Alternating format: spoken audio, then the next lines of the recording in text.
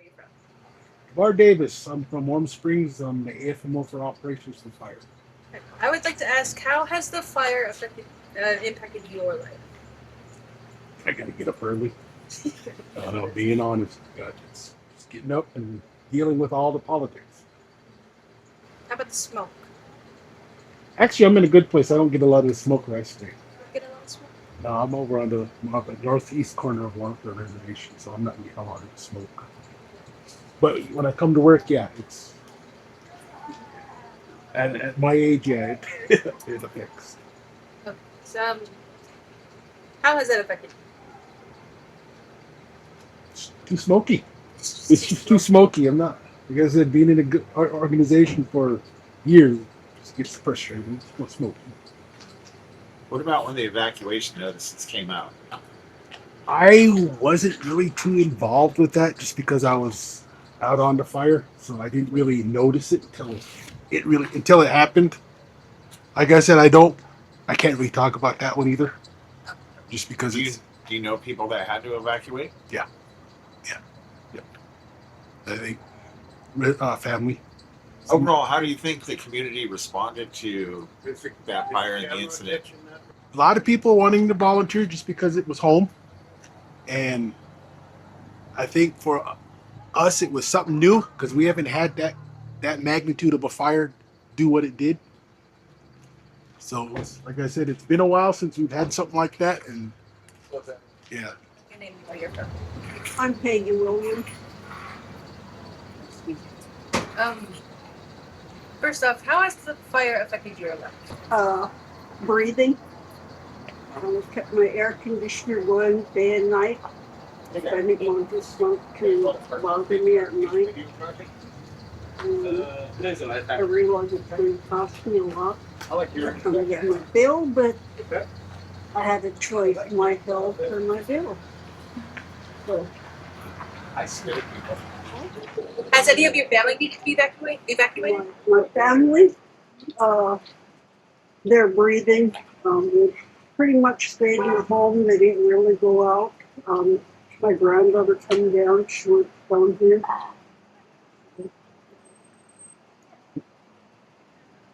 Otherwise, just the breathing. So, is there any measures that you took to kind of help with mitigate, like with the smoke? And is there anything that you're able to do in your home to kind of help with that? Just my AC. I kept it running fan. I just kept it at a certain temperature. Wouldn't open my windows. Yeah. My name is Rain. I'm a resident of Warm Springs and class of 1993 graduate of my high school. Actually, it was the first time I'd ever been evacuated from Warm Springs. I spent most of my time, or most of my career, outside of Warm Springs. So it was stressful, exciting, just as much fun as it was scary, I think. Having my house threatened because I live up in Greeley Heights, so I could see the fire coming down over the ridge.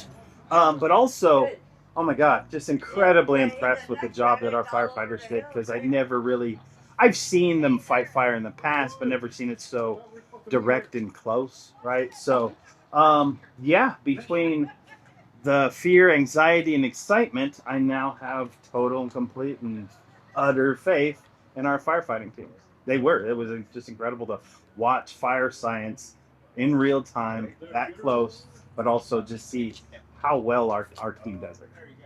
Have you had family that needed to evacuate? Yes, my aunt, her farm or her ranch and her horse were in the fire zone up in Dry Hollow, and then of course extended family, and then both my aunts live right next to each other, and they both lost some minor property as well as some vehicles.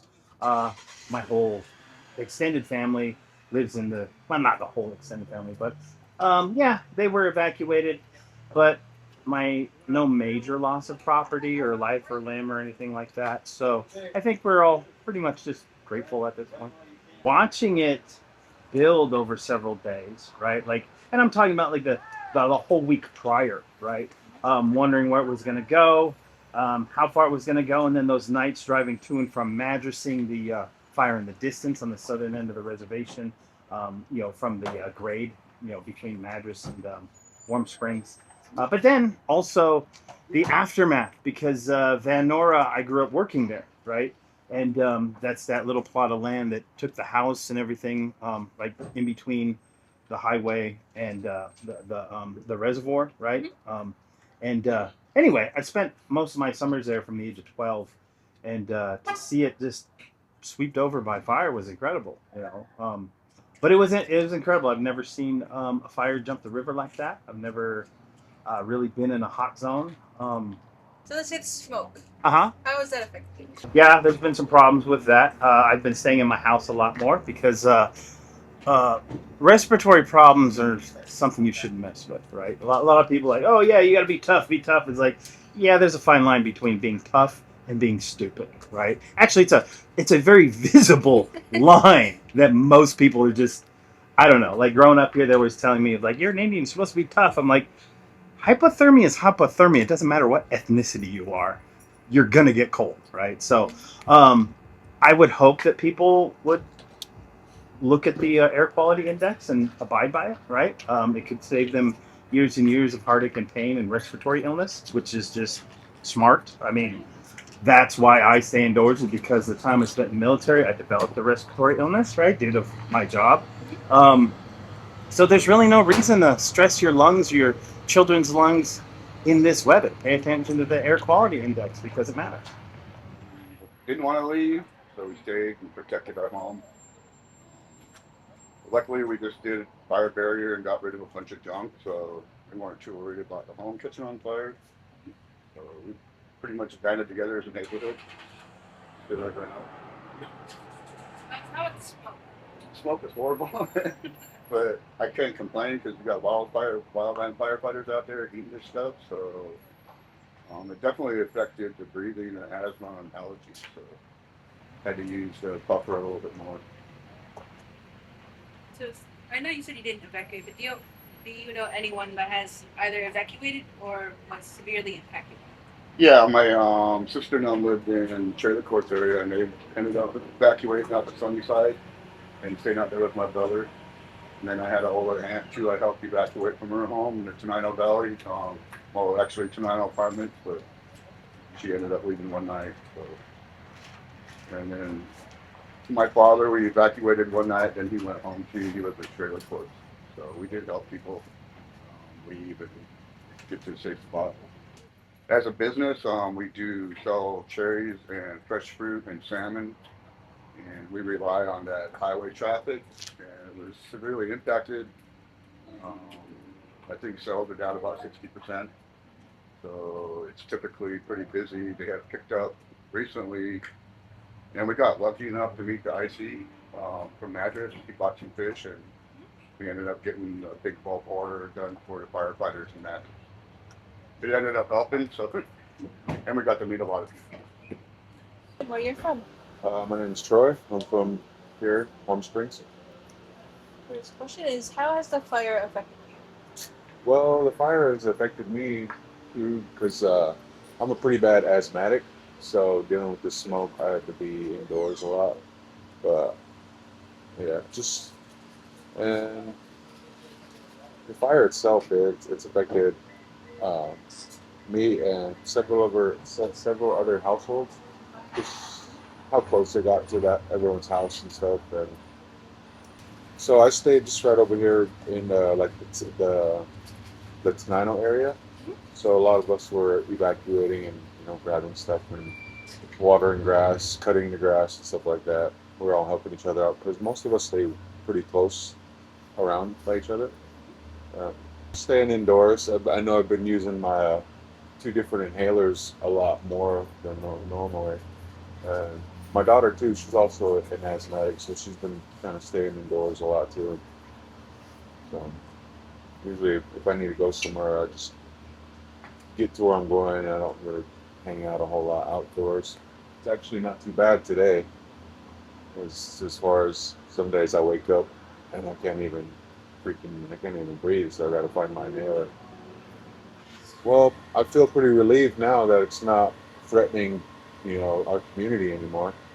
Of course, it's unfortunate for the families that were affected by it really bad. That's I couldn't imagine what that must be like. But you know, I know as a community, in a way, it kind of hurts us all to see someone that we know on a daily basis go through that.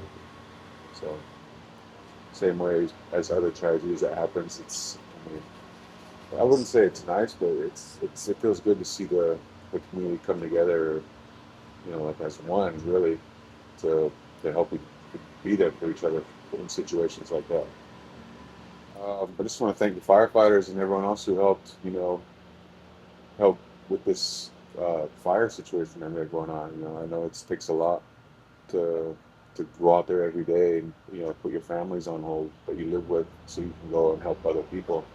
And it just, you know, when that fire was getting really close here, I was kind of like not I would say worried for the firefighters. So, watch them all out there back and forth, day and night, coming and going.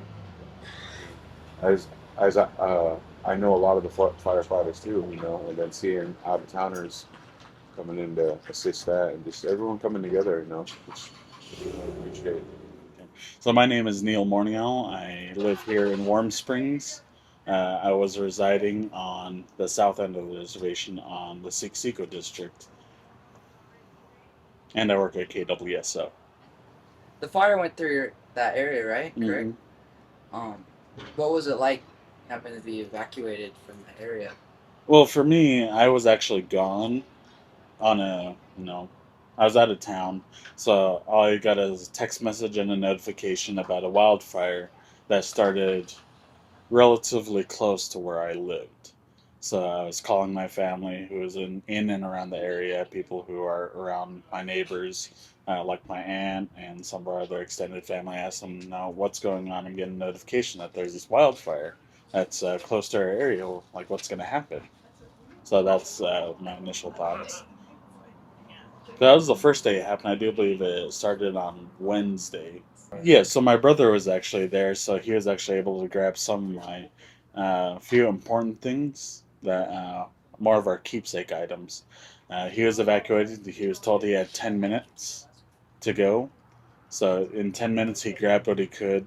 He was fortunate enough that even the firefighters that came to evacuate him were helping him load stuff. So all he had was his one vehicle, and he crammed whatever he could fit along with his son, his 7-year-old son.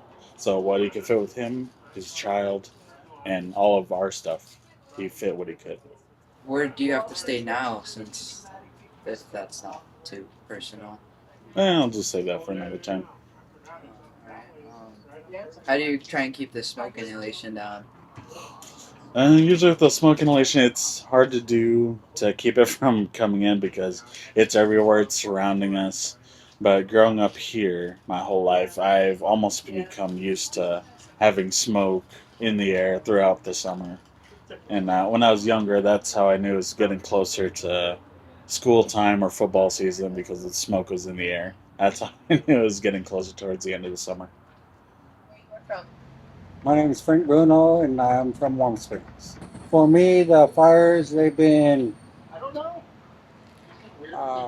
the power outages and stuff it made it hard dealing with that. Since I have the kids home more because of the other activities are shut down, makes it tougher for making sure I have food in the fridge. Being on the evacuation list makes it pretty stressful also. You mentioned power outages. How have you dealt with that? Not much we could do about it. We tried to get a hotel here, but all the rooms are booked up from here, Madras, Redmond, Pineville. They had a couple of small ones on the other side of Bend. We decided not against it. And the smoke, it didn't really bother me as much. Being in firefighting for 11 years on hot shot crew, got kind of used to it. But seeing my kids going through it for the first time, it's something that it's eye-opening. You're from. My name is Jacob Billy. I'm from, well, I grew up in Toppenish, Washington. Well, I live up in Greeley Heights right now, and on that, when that happened on Saturday night, I had to evac. I had to get out of Dodge. My neighbor, uh, Mr. Circle, was banging on my door, and he said, "The cops are here. They're yelling and they're telling everybody to get out." And so I grabbed a bag and I bugged out, and I moved down to the cafeteria for a while, at least long enough to help others because other people were bugging out, and I had put up a whole bunch of cots and things together. I was helping them with evacuations, uh, and some of my friends a lot ended up losing their houses. Um, it was pretty bad. I was I've been working out in the smoke. That's been the biggest thing for me. It really wears me down when I'm trying to work out. It's kind of hard. I'm kind of getting older, so I guess it affects me more. Than it's so demanding. Today's world is just demands that you really can't take a break for anything. You just gotta have to keep moving. And even though it's hard, I just keep pushing forward. I'm a veteran. I served in the U.S. Marine Corps. In my head, I'm always ready for a fight coming up, and I can anticipate uh, when something's coming up. I had a pack ready with all my documentations and certifications in a spot where I could grab them, and I all I needed to do was just throw my clothes in with that and a phone. I'm glad I'm a veteran because the veterans just sent me this uh, uh, phones for soldiers, and I was glad to have this right before the evacuation happened. And so with that, I was able to have a positive outlook going into this. I thought, well, things aren't so bad for me, but what about the people who aren't prepared? So I wanted to help as much as I could. The only other thing I would like to add is that this community stuck together. I really I love this community. That's where I'm from somewhere else, but I live here now, and uh, I'm really happy with the way families help each other out. And people didn't push each other away. And in times of crisis, we need that. We need a unity that transcends boundaries.